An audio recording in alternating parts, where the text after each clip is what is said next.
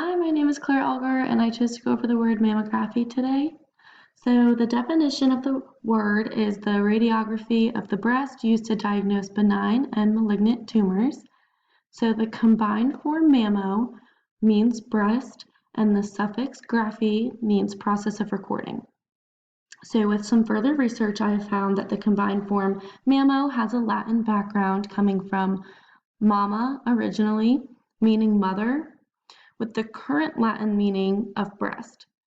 There's also a Latin form mammatus, which is used in reference to cloud terminology to mean round and smooth. The suffix graphy has a French and German background from graphy, spelled with an IE ending, and a Greek background of graphia, and both versions mean a description of. In other time periods, the meaning was different. For example, in earlier periods, the form graphy meant to draw or represent by lines, and even further back, originally the meaning was to scrape or scratch as it was done into clay tablets with stylists at the time.